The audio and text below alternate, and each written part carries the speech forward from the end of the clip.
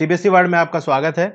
तो हम class 10 geography का 7th चैप्टर जिसका नाम है लाइफलाइंस ऑफ नेशनल इकोनॉमी पढ़ रहे थे। पिछले लेक्चर में हमने रोडवेज के बारे में पढ़ा था। आज हम रेलवेज के बारे में पढ़ेंगे।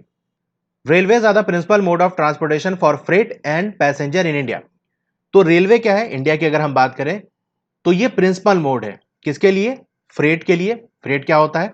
वो सामान जो बेचने के लिए हो। जैसे आप कहीं जाते हो तो अपने साथ कुछ सामान लेके जाते हो, कोई बैग आपने ले लिया, उसमें आपके पर्सनल यूज की चीजें होती हैं, तो वो फ्रेट नहीं होगा क्योंकि वो आप बेचने नहीं जा रहे हो उसको। फ्रेट वो होगा जो सामान बेचने के लिए हो। और पैसेंजर है, इनके लिए यानी फ्रेट और पैसेंजर के लिए रेलवे क्या है? प्रिंसिपल मोड ऑफ ट्रांसपोर्टेशन है। प्रिंसिपल यानी सबसे मेन ट्रांसपोर्ट का जरिया है। अब प्रिंसिपल क्यों कहा गया? क्योंकि और दूसरे अगर हम ट्रांसपोर्ट की बात करें तो उसकी कुछ लिमिटेशंस हैं। जैसे मान लो हम जनरल एक वैल्यू लेते हैं कि 100 किलोमीटर से अगर आपको ज्यादा जाना है तो साइकिल से बहुत मुश्किल है, हर कोई तो जा नहीं सकता। बाइक से भी जाना बहुत ज्यादा मुश्किल है। अगर मान लो आपका ऑफिस 100 किलोमीटर दूर है और डेली आपको आना जाना है तो आप डेली 200 किलोमीटर गाड़ी नहीं चला सकते। इसी तरह कार का है। कार तो चलिए थोड़ा कंफर्टेबल है लेकिन हर कोई अफोर्ड नहीं कर सकता, बहुत ज्यादा आपका पैसा लग जाएगा। लेकिन रेलवे क्या है, बहुत सारे लोग हैं जो 200-300 किलोमीटर डेली आते जाते हैं ऑफिस। तो रेलवे क्या करता है, एक तो जल्दी पहुंचा देता है, दूसरा आपका कम से कम पैसे में पहुंच जाते हैं। तो इसीलिए इसको प्रिंसिपल मोड कहा गया, क्योंकि इसकी मदद से आप पूरे देश में बहुत आसानी से पहुंच सकते हो और बहुत कम पैसे में। Railways also make it possible for people to conduct multifarious activities. और रेलवे से क्या है, बहुत अलग अलग तरीके की एक्टिविटी आप कर सकते हो। जैसे बिजनेस, बिजनेस के लिए आप आ जा सकते हो। कोई बिजनेस आपका सामान इंपोर्ट एक्सपोर्ट का है वो भी आप कर सकते हो, दूसरे स्टेट में या दूसरी जगह आप सामान भेज रहे हो या दूसरी जगह से आ रहा है। साइट सीइंग, कहीं घूमने जाना है, कोई चीज देखने जाना है, टूरिज्म वगैरह के लिए तो रेलवे का यूज करते हैं। पिलग्रिमेज हो गया यानी तीर्थ यात्रा पे हमें जाना है तो हम रेलवे की मदद लेते हैं। Along with transportation of good over a long distance. तो बिजनेस, साइट सीइंग, पिलग्रिमेज के अलावा जो सामान है अगर हमको बहुत दूर भेजना है तो हम रेलवे की मदद लेते हैं। रेलवे की वजह से यह चीज मुमकिन हो पाई है। Apart from an important means of transport, the Indian Railways have been a great integrating force for more than 150 years. अब रेलवे एक इंपॉर्टेंट मीन्स ऑफ ट्रांसपोर्ट तो है ही साथ इसने पिछले 150 सालों से एक इंटीग्रेटिंग फोर्स की तरह काम किया है, यानी देश को जोड़ने का काम किया है। देश को जोड़ने कैसे काम किया है? क्योंकि रेलवे की मदद से एक जनरल आदमी भी देश के कोने कोने में बहुत कम पैसे पे पहुंच सकता है।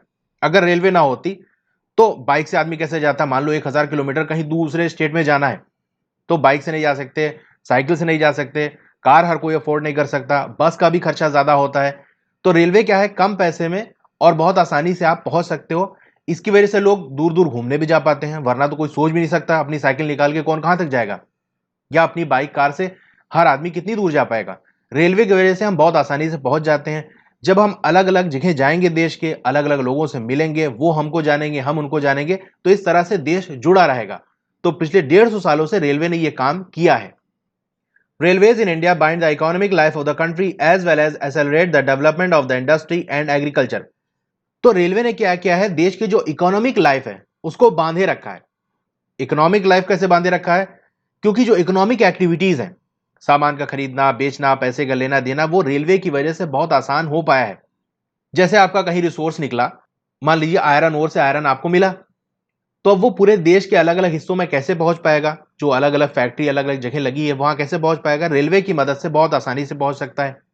तो रेलवे ने हमारी इकोनॉमी को बहुत ज्यादा मदद की है। हम सामान बहुत आसानी से, चाहे वो फिनिश्ड गुड हो या फिर रॉ मटेरियल हो, उसको आसानी से हम एक जगह से दूसरी जगह भेज सकते हैं। और उसने क्या किया है, इंडस्ट्री और एग्रीकल्चर के डेवलपमेंट को एक्सेलरेट किया है, यानी उसको और स्पीड बढ़ा दी है उसकी। इंडस्ट्री का भी वही हम ले सकते हैं, रॉ मटेरियल जल्दी पहुंच जा रहा है, कम रेट पे पहुंच जा रहा है, और वहां से इंडस्ट्री सामान बन के मार्केट भी कम पैसे में पहुंच जा रहा है। ट्रांसपोर्टेशन कॉस्ट रेलवे की कम है। इसी तरह एग्रीकल्चर का सामान वो भी बहुत आसानी से पहुंच जा रहा है, कम रेट पे पहुंच जा रहा है। तो इस तरह से हमारी जो डेवलपमेंट की स्पीड थी उसको बढ़ा दिया है रेलवे ने। अभी जो इंडियन रेलवे है वो लार्जेस्ट पब्लिक सेक्टर अंडरटेकिंग है। पब्लिक सेक्टर के बारे में मैंने पढ़ा है इकोनॉमिक्स में, यानी जो गवर्नमेंट के अंडर कंट्रोल में होता है, गवर्नमेंट जिसकी मालिक होती है। तो रेलवे गवर्नमेंट का सबसे बड़ा डिपार्टमेंट है। पहली ट्रेन जो चली थी 1853 के अंदर चली थी, मुंबई टू थाने, और उसने 34 किलोमीटर की डिस्टेंस कवर की थी। Indian railway is now reorganise into 16 zones. अब क्या किया गया है, इंडियन रेलवे को 16 जोन्स के अंदर बांट दिया गया है, 16 हिस्सों में बांट दिया गया है। वैसे तो अब 18 जोन्स बन गए हैं, लेकिन आपकी ये जो लेटेस्ट बुक है जो भी मैं पढ़ा रहा हूं उसके अंदर 16 ही है। अभी फिलहाल 16 यहां लिखा है, इसीलिए हम 16 मान के चलेंगे। ये देख सकते हैं, ये जोन है, नंबरिंग डला हुआ है, कौन सा पहला कौन सा दूसरा जोन है। इस तरह से अलग अलग हिस्सों में रेलवे को बांट दिया गया है। जोन बनाने का मकसद यही है कि हम जितना छोटा जोन बनाएंगे उतना हम वहां की उस प्रॉब्लम को समझ सकेंगे, वहां रेलवे लाइन की क्या जरूरत है, कैसे हम नेटवर्क बनाएं, तो बहुत आसानी से कर सकते। The distribution pattern of the railway network in the country has been largely influenced by the physiographic, economic and administrative factors.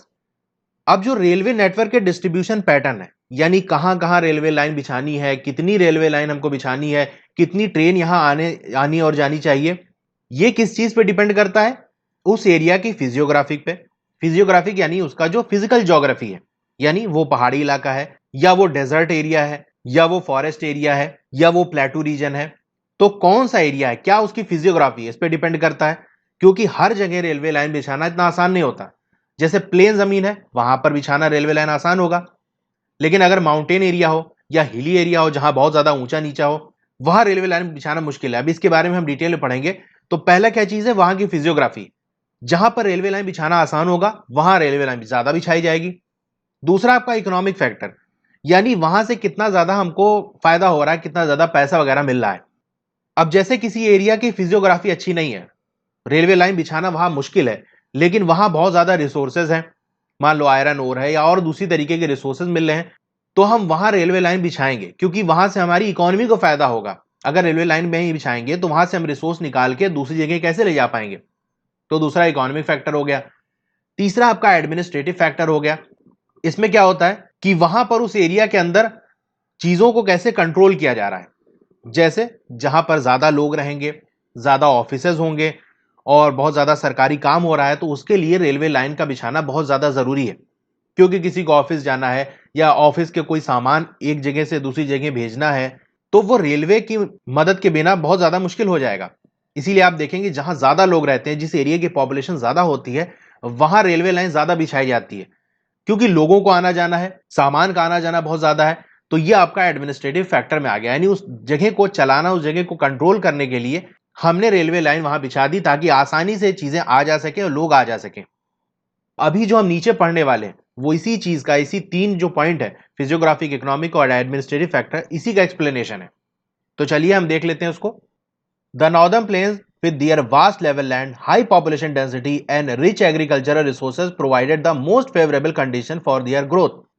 अब जो आपका नॉर्दर्न प्लेन है, नॉर्थ साइड में, जैसे यूपी और बिहार का रीजन अगर हम देखें, तो वहां पर रेलवे को ग्रो करना, रेलवे लाइन को बिछाना और रेलवे के नेटवर्क को बड़ा करना बहुत ज्यादा आसान है, क्योंकि बहुत सारी चीजें उसको फेवर कर रही हैं, मदद कर रही हैं। पहली चीज फिजियोग्राफी फैक्टर, वो क्या कि लेवल लैंड है, प्लेन एरिया है, रेलवे लाइन बिछाना आसान है, अगर ऊंचा नीचा होता तो मुश्किल होता। दूसरा क्या है, हाई पॉपुलेशन डेंसिटी, ये कौन वाला फैक्टर हो गया? एडमिनिस्ट्रेटिव फैक्टर, यानी लोग ज्यादा होंगे, ऑफिस ज्यादा होंगे, बहुत ज्यादा काम होगा, यहां लोग आना जाना होगा, इसलिए मदद होगी। तो रेलवे लाइन हम ज्यादा अगर बिछाएंगे, ज्यादा ट्रेन चलाएंगे, तो और ज्यादा लोगों की मदद होगी। वैसे ही आप देखो, अगर जनरल बोगी के अंदर चले जाओ तो लोगों को खड़े होने तक की जगह नहीं होती, तो इसीलिए यहां पर ज्यादा रेलवे लाइन बिछाई जा रही है, यहां ज्यादा ट्रेन चलाई जा रही है। और तीसरी चीज क्या आपका इकोनॉमिक फैक्टर हो गया, वो क्या कि यहां पर एग्रीकल्चर रिसोर्सेज बहुत ज्यादा है, यहां पर खेती बहुत ज्यादा होती है, फल सब्जी वगैरह होती है, तो इसको अलग अलग जगह भेजना पड़ेगा, उसके लिए रेलवे लाइन की जरूरत पड़ेगी। तो ये हमारा इकोनॉमिक फैक्टर हो गया। और इस साल का जो बजट है उसके अंदर किसान रेल का कॉन्सेप्ट लाया गया है कि एक अलग से ट्रेन चलाई जाएगी जहां पर एग्रीकल्चर वाले सामान भेजे जाएंगे, वहां से फल सब्जी अनाज सिर्फ यही जाएगा। ठीक है, तो नॉर्दर्न प्लेन में हमने रेलवे लाइन क्यों ज्यादा बिछाई है, वहां क्यों ग्रो हो रहा है, उसका तीन रीजन हमने देख लिया। However, a large number of rivers requiring construction of bridges across their wide beds pose some obstacles. लेकिन एक रुकावट है, रुकावट ये है कि बहुत सारी नदियां जाती हैं, उसके ऊपर आपको ब्रिज बनाना पड़ेगा, तो ये एक थोड़ा मुश्किल है। In the hilly trains of the peninsular region railway tracks are laid down through low hills, gaps और टनल्स। अब जो हिली एरियाज हैं, जो पहाड़ी इलाके हैं, पेनिनसुलर रीजन के, पेनिनसुलर रीजन क्या होता है? ये वो एरिया होता है जो तीन तरफ से पानी से घिरा हो। जैसे मैं यहां से बात करूं तो ये पूरा जो रीजन है आपका, ये पेनिनसुलर इंडिया कहलाएगा। ठीक है, यानी एक साइड इधर पानी है, एक साइड इधर पानी है और एक नीचे साइड से पानी। ठीक है, एकदम नीचे से पानी है, तो तीन साइड से ये एरिया घिरा हुआ है, तो हम कहेंगे ये पेनिनसुला है। तो पेनिनसुलर रीजन के अंदर रेलवे लाइन किस तरह बिछाई जाती है, जो उसके ट्रैक्स हैं वो ये देखा जाता है कि जहां पर कम हिल हो, कम ऊंचाई हो, वहां रेलवे लाइन बिछा दी जाती है, या दो पहाड़ी के बीच में थोड़ा सा गैप मिल गया वहां से, या फिर टनल यानी उसी पहाड़ी के अंदर हम सुरंग बना देते हैं और उसके अंदर से रेलवे लाइन बिछाते हैं। अब ये मुश्किल होगा, यानी जो हिली टेरेन है वहां पर की जो फिजियोग्राफी है वो रेलवे लाइन बिछाने के लिए मुश्किल होगी, इसलिए यहां पर रेलवे लाइन कम होगी। The Himalayan mountainous region too are unfavourable for the construction of railway lines due to high relief, sparse population and lack of economic opportunities. इसी तरह अगर हिमालयन रीजन अगर देखें, जहां पर हिमालय पहाड़ वगैरह हैं, वहां पर रेलवे लाइन के बिछाने के लिए फेवरेबल कंडीशन नहीं है, यानी उसको बनाने से अगर रेलवे लाइन वहां बिछाएं तो हमारा बहुत ज्यादा फायदा नहीं होगा। फायदा ऐसे नहीं होगा क्योंकि वहां पर रेलवे लाइन बिछाना बहुत ज्यादा मुश्किल है, क्योंकि पहाड़ है, बहुत ज्यादा ऊंचाई होगी और कहीं नीचा होगा कहीं ऊंचा होगा, तो वहां पर रेलवे लाइन बिछाना बहुत ज्यादा मुश्किल है। दूसरी बात स्पार्स पॉपुलेशन है, यानी लोग बिखरे बिखरे हैं, कुछ यहाँ रह रहे हैं कुछ वहां रह रहे हैं। इससे क्या होगा, बहुत जगह आपको रेलवे स्टेशन बनाने पड़ेंगे और बहुत ज्यादा लोग भी नहीं रहते, तो पैसेंजर भी कम मिलेंगे, और आपका लैक ऑफ इकोनॉमिक अपॉर्चुनिटीज, बहुत ज्यादा फैक्ट्री वगैरह नहीं है और कोई बहुत ज्यादा ऑफिस वगैरह नहीं है, कोई ऐसा काम नहीं है जिससे रेलवेज को फायदा हो। तो यहां पर हिमालयन रीजन के अंदर आपको बहुत कम रेलवे लाइंस मिलेंगी और बहुत कम ट्रेन चलती हुई भी मिलेंगी। Likewise it was difficult to lay railway lines on the sandy plains of western Rajasthan. इसी तरह जो सैंड वाला एरिया है, बालू वाली जो जमीन है वेस्टर्न राजस्थान की, वहां पर भी बहुत मुश्किल है रेलवे लाइन बिछाना। अब यहां पर क्यों मुश्किल है, जैसे काम करो जमीन पे, यानी कच्ची जमीन हो, वहां मिट्टी हो, उस पे हाथ से उस जमीन को दबाने की कोशिश करो तो वो जमीन नहीं दबेगी। अगर सूखी होगी तो आप फोर्स लगाओगे वो नहीं दबेगी। वहीं अगर बालू रखी हो उसमें अगर हाथ से दबाओगे तो आपका हाथ अंदर चला जाएगा। तो यही प्रॉब्लम होती है अगर रेलवे लाइन हमने उस जमीन में बिछा दी, क्योंकि सैंड है, बालू है, और जैसे ट्रेन उस पर से गुजरेगी वो धंस जाएगी अंदर। ये प्रॉब्लम है, इसीलिए यहां बिछाना मुश्किल है। बिछाते हैं लेकिन उसके लिए अलग टेक्निक लगाई जाती है। फिर आपका स्वैम्स ऑफ गुजरात हो गया, यानी गुजरात के जो दलदल वाला एरिया है वहां पर भी रेलवे लाइन बिछाना मुश्किल है। Forested tracks of Madhya Pradesh, Chhattisgarh, Odisha and Jharkhand. तो एमपी, छत्तीसगढ़, ओडिशा और झारखंड के जो फॉरेस्ट वाले एरिया है वहां पर भी रेलवे लाइन बिछाना मुश्किल है, क्योंकि जंगल वाला एरिया है, बहुत कम लोग रहते हैं, पैसेंजर आपको नहीं मिलेंगे और फिर आपको बहुत ज्यादा पेड़ काटने पड़ेंगे। तो ये सारी मुश्किलें हैं, इसीलिए वहां पर भी रेलवे लाइन कम बिछाई जाती है। The contiguous stretch of Sahyadri could be crossed only through gaps or passes Ghats.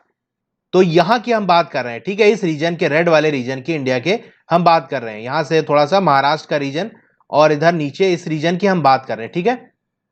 तो यहां पर क्या है, आपका वेस्टर्न घाट्स है, आपने पढ़ा होगा वेस्टर्न घाट्स, ईस्टर्न घाट्स। तो यहां पर क्या है, पहाड़ियां हैं, पूरा ऐसे लाइन से पहाड़ है, उसी में एक रेंज है सह्याद्री। जैसे आपने क्लास 9 में हिमालयाज के बारे में पढ़ा होगा तो वहां पढ़े होंगे शिवालिक रेंज, काराकोरम रेंज। उसी तरह यहां पर एक रेंज है, यानी एक लाइन से जो पहाड़ होते हैं वो एक रेंज कहलाते हैं। तो यहां पर एक रेंज है, उसको सह्याद्री कहते हैं। और ये जो पहाड़ियां हैं वो कॉन्टिगस है, यानी बहुत ज्यादा गैप नहीं है इनके बीच में, पहाड़ पहाड़ पूरा इस तरह से लाइन से है। तो अब पहाड़ के ऊपर से रेलवे लाइन तो बिछा नहीं सकते, कहीं से कोई गैप मिलेगा तो वहीं से बिछाया जाएगा। तो यहां पर भी रेलवे लाइन, ये पूरा आप देख सकते हो जो मैप है, यहां पर, यहां से स्टार्ट हो रहा है और ये चलते हुए ऐसे घूमते हुए देख रहे हैं, इसी तरह बहुत ज्यादा टर्न होते हुए जा रहा है, क्योंकि जहां से इसको गैप मिल रहा है वहीं जा रहा है और यहां एंड हो रहा है। तो यहां पर रेलवे लाइन बिछाई गई है। In recent times the development of Konkan railway, तो ये पूरा जो लाइन जा रही है ये आपका कोंकण रेलवे है। अलोंग द वेस्टर्न कोस्ट, जो वेस्टर्न जो है समुद्र से लगा हुआ एरिया, यहां पर रेलवे है। Has facilitated the movement of passenger and goods in the most important economic region of India. तो ये क्या, बहुत इंपॉर्टेंट इकोनॉमिक रीजन है, यानी बहुत ज्यादा रिसोर्सेज है, इसीलिए हमने यहां पर एक रेलवे लाइन बिछा दी ताकि यहां से हम रिसोर्स को मूव करा सकें, ट्रांसपोर्ट करा सकें, और लोग भी आते जाते हैं तो पैसेंजर का मूवमेंट भी बहुत आसानी से हो गया। तो रेलवे लाइन हमने जो कोंकण रेलवे बनाई है वो फिजियोग्राफिक पॉइंट से देखें तो मुश्किल है क्योंकि पहाड़ी है, लेकिन हमारे बनाने का फैक्टर क्या था, इकोनॉमिक फैक्टर था और एडमिनिस्ट्रेटिव फैक्टर था, क्योंकि पैसेंजर वगैरह है को आना जाना है। लेकिन मेन क्या है, हमारा इकोनॉमिक फैक्टर था कि यहां बहुत ज्यादा रिसोर्सेज है, उसको ले जाना और ले आना है। इसीलिए आप देखेंगे ये जो 17 वाला जोन है, देख रहे हैं, ये कोंकण रेलवे का पूरा जोन है, ये बहुत छोटा सा बनाया गया है क्योंकि यहां रेलवे लाइन बिछाना बहुत मुश्किल है, इसीलिए छोटा सा एरिया दे दिया गया ताकि वहीं पर एक डिपार्टमेंट बना दिया जाए, वहीं ध्यान लगा के अच्छे से रेलवे लाइन वहां बनाई जा सके। It has also faced a number of problems such as sinking of the track in some stretches and landslide. अब यहां पर जो आपका वेस्टर्न घाट्स के अंदर जो सह्याद्री रेंज के अंदर रेलवे लाइन बिछाई गई है, कोंकण रेलवेज, उसको मुश्किलों का भी सामना करना पड़ता है। जैसे रेलवे ट्रैक धंस जाते हैं या लैंडस्लाइड हो जाता है तो रेलवे लाइन दब जाती है उसके अंदर, ये प्रॉब्लम है। Today the railways have become more important in our national economy than all other means of the transport put together. आज क्या है, रेलवे इतना ज्यादा इंपॉर्टेंट हो गया है कि और दूसरे अगर हम ट्रांसपोर्ट देख लें, चाहे एयर ट्रांसपोर्ट हो या वाटर ट्रांसपोर्ट हो या आपका ट्रक वगैरह, बाइक, कितने भी ट्रांसपोर्ट ले लें, उन सबको मिला लें तो भी वो इतना ज्यादा इंपॉर्टेंट नहीं बनेंगे जितना रेलवे बन गई है आज के time. However rail transport suffer from certain problem as well. लेकिन प्रॉब्लम भी है रेलवे के साथ। Many passenger travel without ticket. बहुत सारे पैसेंजर हैं जो बिना टिकट के चलते हैं। Thefts and damaging of railway properties has not yet stopped completely. लोग सामान चोरी कर ले जाते हैं, बल्ब खोल लिया, पंखा खोल लिया, कंबल चुरा ले जाते हैं, या कुछ नहीं मिलता तो डैमेज कर देते हैं, तोड़ फोड़ के चले जाते हैं। तो इससे क्या हो रहा है, बहुत ज्यादा रेलवे को नुकसान हुआ है। तो ये भी अभी पूरी तरह नहीं रोका गया है। People stop the train, pull the chain unnecessarily and this cause heavy damage to the railway. तो ये सारी चीजें, चोरी कर लेना, डैमेज कर देना, या चैन खींच देते हैं, रेलवे को रोक देते हैं ट्रेन को, इसकी वजह से रेलवे को बहुत ज्यादा डैमेज हुआ है और बहुत ज्यादा नुकसान हुआ है। Think over it, how we can help our railway in running as per the schedule time. जरा सोचिए कि हम किस तरह से अपने रेलवे की मदद कर सकते हैं कि वो शेड्यूल टाइम पे चले। तो हम मदद इस तरह से कर सकते हैं कि पहली बात तो हम नुकसान ना करें, टिकट लेके चलें। तो क्या होगा, हमारे रेलवे को पैसा जाएगा। और प्रॉब्लम ये है जो टाइम से नहीं चल पाती क्योंकि हमारे पास रेलवे ट्रैक की कमी है, ट्रेन ज्यादा है, ट्रैक्स कम है। तो क्या होता है, एक को रोका जाता है, दूसरे को बढ़ाया जाता है, फिर उसको रोका, इसको बढ़ाया गया, ये होता है। इसीलिए ट्रेन बार बार रुकती रहती है कि यहां पर रोक दिया, दूसरी ट्रेन को पास कराना है। तो ट्रैक ज्यादा होंगे तो ट्रेन आराम से फ्रीली चलेगी। दूसरी बात, हम और पैसा लगाएंगे और अच्छा इंजन हम बना सकते हैं तो उसकी स्पीड ज्यादा होगी। तो ये सारी चीजें की जा सकती हैं। तो ये था पूरा रेलवेज के बारे में। आपको वीडियो कैसी लगी कमेंट करके जरूर बताइए। अच्छी लगी हो तो लाइक जरूर करिए और अपने दोस्तों में से शेयर करिए। और चैनल पे अगर आप नए हैं और चैनल को सब्सक्राइब नहीं किया है तो सब्सक्राइब कर लीजिए। और उसके बगल में एक बेल आइकन बना होगा, उस पर क्लिक करके ऑल पे क्लिक कर देंगे। तो उससे क्या होगा, जब भी नई वीडियो आएगी वो आपको मैसेज मिलता रहेगा। दूसरे सब्जेक्ट की अगर आपको वीडियो देखनी है या इसी सब्जेक्ट की और वीडियोस देखनी है तो डिस्क्रिप्शन के अंदर आप जाएंगे, वहां पर प्लेलिस्ट दी हुई है, उसका लिंक दिया हुआ है। जिस सब्जेक्ट का भी देखना है उसके लिंक पे क्लिक कर देंगे तो आप वहां से जाके देख सकते हैं। Okay, thank you.